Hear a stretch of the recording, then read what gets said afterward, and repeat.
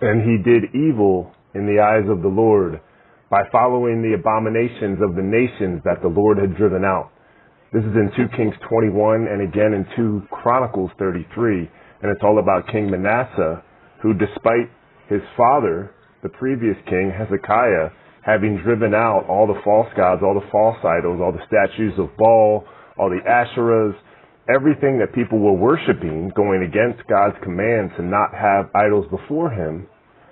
But King Manasseh decided to bring all of those back and to bring in all of this false idol worship, to worship gods that were actually fallen angels and demons and not the one true God that created them and everything else around them.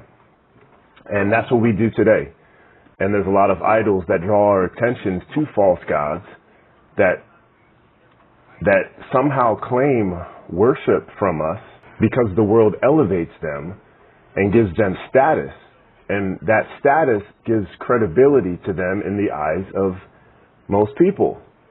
I used to look at celebrities and think what they think must have more value, must be more important. But the reality is, most people, when they become clouded by fame, they don't have a grasp on reality anymore, and they will push away any truth that is a threat to their identity, which becomes rooted in fame. And obviously that's not true for everybody. There's plenty of people who have had fame but still hold on to their conscience.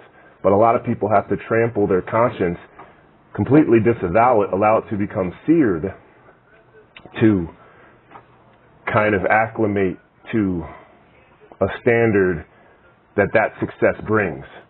Because to stay at that level of success means to stay in a position of compromise for the most part. The higher you get, the more esteemed you become in this world, the more likely you're being pulled away from the one true God and allowing yourself to follow false idols. And we see it again and again and again through the Old Testament, through all of the old prophets, again in Chronicles and Kings. You see the repeated failures of the Israelites and those who were following the Lord turn to idols, turn to witchcraft, turn to sorcery, turn to spiritist, all of these things that God forbids,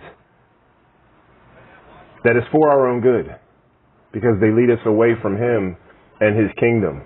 Jesus Christ took on human form, the God of all creation, who was the Word in the beginning, who was these laws in human form, and showed us what the summation of them equal.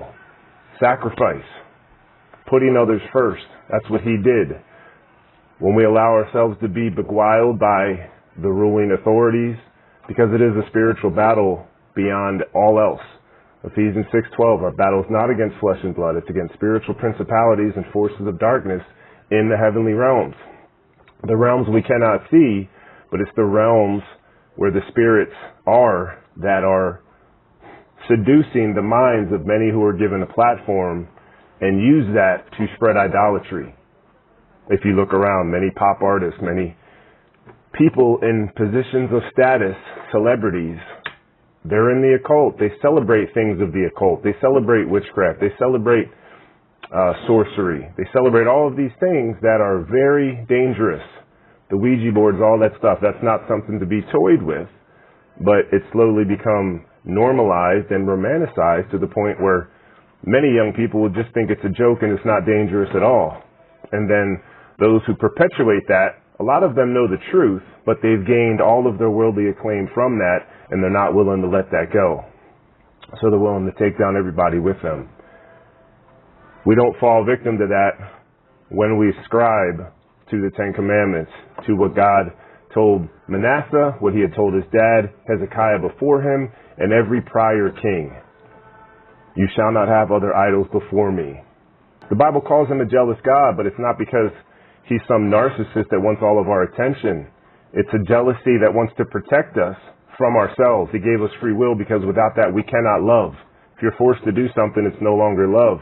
But He doesn't want us to stray, knowing the repercussions of straying from His word, from His law, is only going to lead to destruction for us.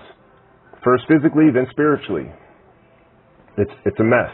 But when we stick to his law, his commands, there's a peace that transcends all understanding and that ultimately we'll understand once we get to heaven with him.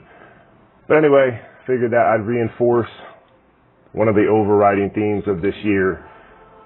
There's many forces in this world that want to distract us from the path, the one true path, leading to Christ, leading to salvation, hope, peace, everything that everyone really wants deep down. But the love of the world and the love of things in this world that most idols are promoting is stealing that from us. So I pray this finds you well. God bless. We'll see you tomorrow.